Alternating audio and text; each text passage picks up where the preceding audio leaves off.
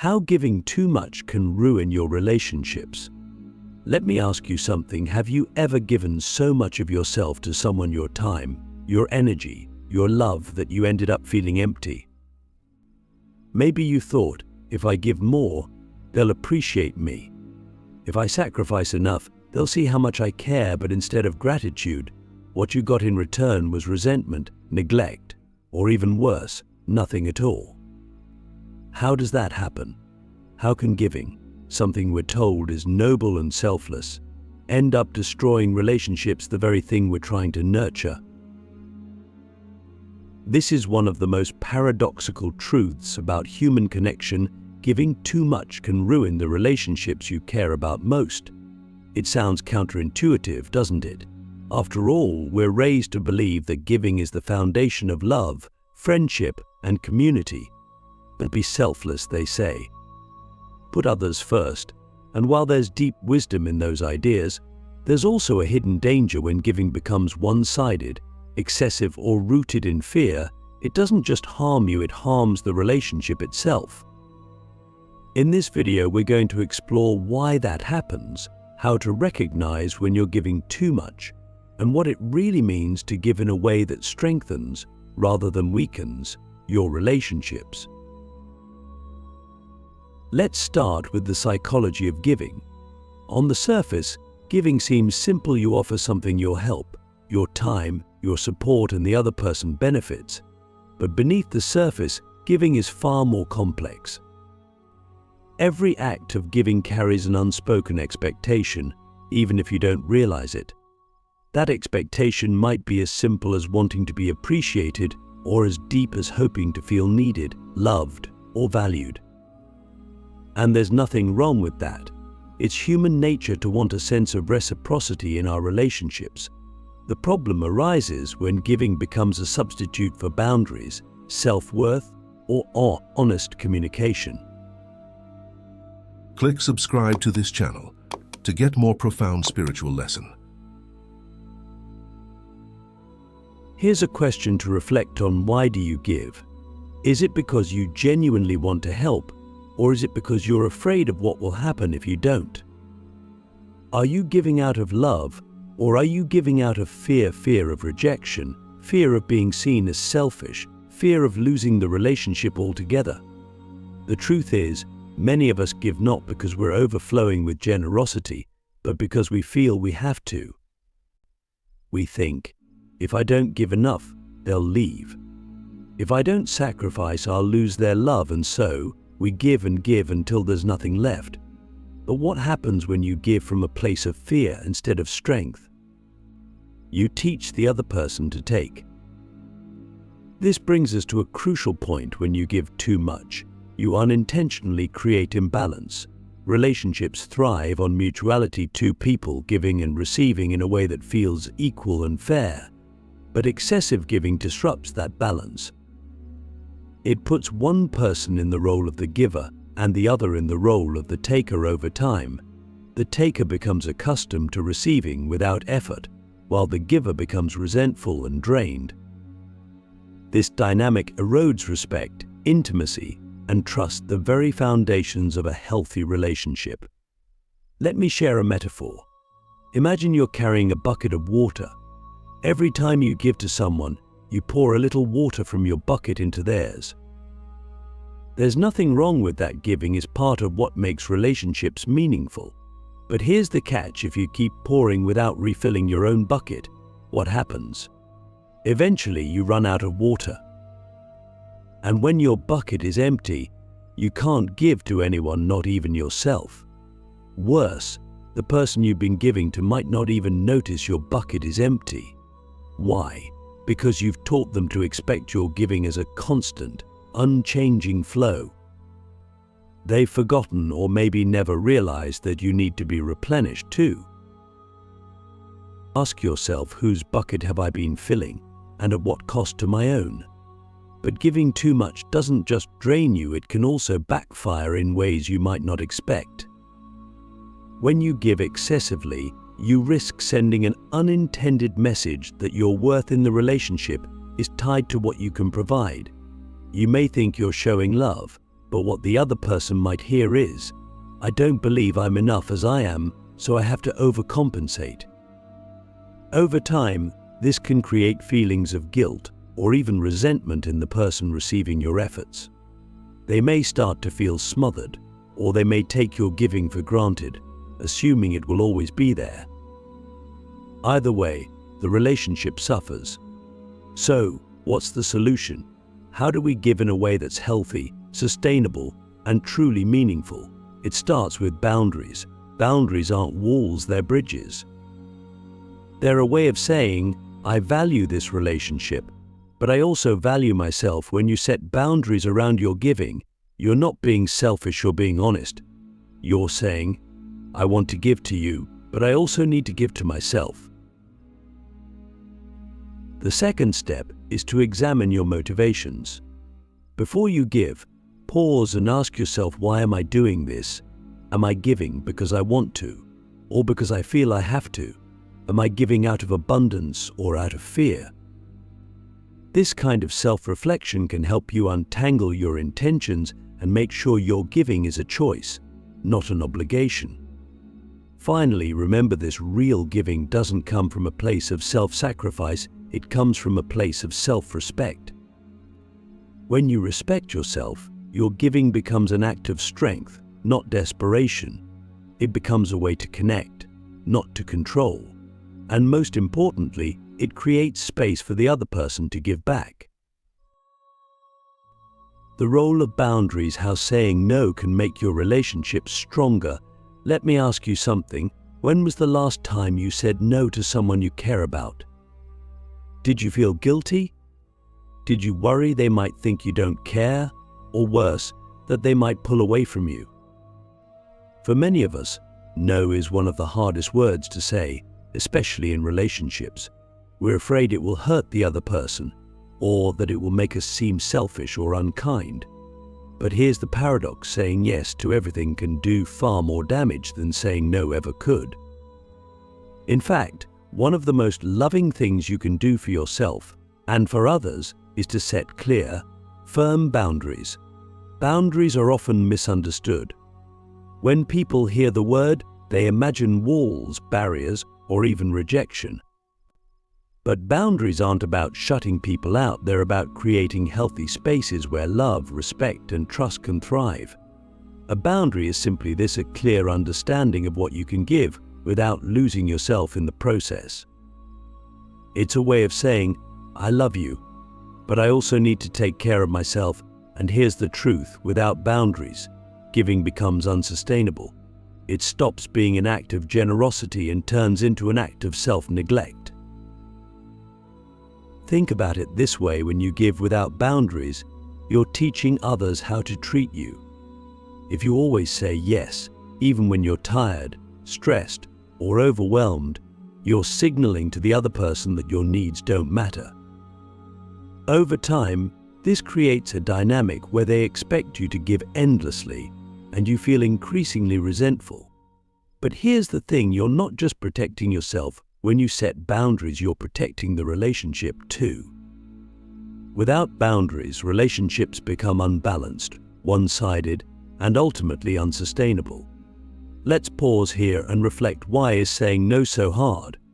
For many of us, it's because we fear losing the relationship. We think, if I stop giving, they'll stop caring, but this fear is based on a dangerous assumption that love is conditional, that it depends on what you can provide rather than who you are. True love, whether it's romantic, platonic, or familial, isn't about keeping score. It's not about how much you give or how much they take. It's about mutual respect, understanding, and care. And here's the truth: if a relationship depends on you overextending yourself, it's not a healthy relationship. But how do you start setting boundaries when you've spent so much of your life saying yes? The first step is awareness. The next time someone asks for your time, energy, or support, pause and ask yourself, do I genuinely want to do this? Do I have the capacity to give right now? Or am I saying yes out of fear, guilt, or obligation? This moment of self-reflection can be incredibly powerful. It allows you to step back and make a conscious choice, rather than reacting automatically. The second step is communication. Setting boundaries isn't about shutting people down, it's about being honest with them. And honesty, while uncomfortable at times, is the foundation of any healthy relationship. For example, instead of saying, "I can't help you," try saying, "I want to help, but I'm feeling really overwhelmed right now. Can we find another way to make this work?" Or, "I care about you, but I need some time for myself today. Let's connect later." These kinds of statements show that you value the relationship, but you also value yourself. Of course, setting boundaries isn't always easy. Some people might resist or even push back, and that's okay. Boundaries aren't about controlling how others respond, they're about taking responsibility for your own well-being. Let me ask you this: what's more important, a relationship where you're constantly drained, or one where you both feel respected and supported? Boundaries may cause temporary discomfort, but they lead to long-term strength and balance in your relationships. Here's another way to think about it: boundaries are like a fence around a garden. The fence doesn't stop the garden from thriving, it protects the plants from being trampled. In the same way, your boundaries don't stop love from growing, they protect it. They ensure that your giving comes from a place of abundance, not depletion, and they create space for the other person to step up, to give back, and to meet you halfway. But boundaries aren't just about saying no, they're also about saying yes to yourself. When you set boundaries, you're giving yourself permission to rest, to recharge, and to focus on what truly matters to you. You're reminding yourself that your needs are just as important as anyone else's.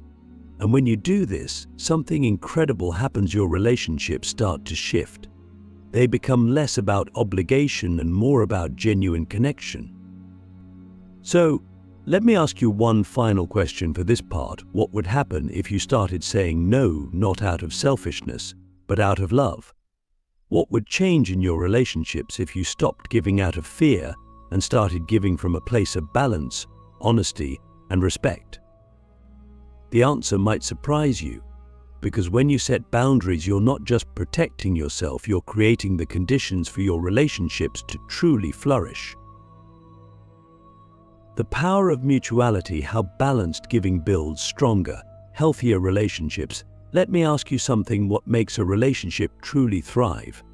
Is it love, support, sacrifice? While these are all vital elements, there's one principle that often gets overlooked, but is absolutely essential: mutuality. Mutuality is the invisible thread that ties two people together in a way that feels balanced, fulfilling, and deeply connected. It's the understanding that both people in a relationship have needs, desires, and value to contribute, and that giving and receiving should be a two-way street. When we talk about giving in relationships, we often focus on our role as the giver. We ask ourselves, am I giving enough? But here's the real question we should be asking: is the giving in this relationship mutual? Mutuality isn't about keeping score. It's not about tallying favors or making sure everything is split perfectly down the middle. It's about balance. It's about creating a relationship where both people feel seen, valued, and supported, where giving flows naturally in both directions. So, why is mutuality so important? Because without it, relationships become strained and unsustainable. Let's think about this logically. If one person is always giving and the other is always receiving, what happens? The giver eventually becomes exhausted, resentful, or even burned out. Meanwhile, the receiver may start to feel entitled or disconnected, taking the giver's efforts for granted. Over time, this imbalance erodes the very foundation of the relationship. Here's the interesting thing about human nature: we're wired for reciprocity. When someone gives to us, we naturally feel an urge to give back. It's part of what helps relationships grow and deepen over time. But when giving becomes one-sided, when one person gives too much or the other, doesn't reciprocate this natural rhythm is disrupted. Instead of strengthening the bond, excessive giving can create distance. It can make the giver feel unappreciated and the receiver feel uncomfortable or even guilty. Let me ask you this: have you ever felt like you were the only one putting effort into a relationship? Maybe you were the one always reaching out, always making plans, always showing up. How did it feel? Did it make the relationship stronger, or did it leave you feeling drained and unfulfilled? Now flip the question: have you ever been on the receiving end of someone who gave too much? Did it make you feel closer to them, or did it create a sense of pressure or unease?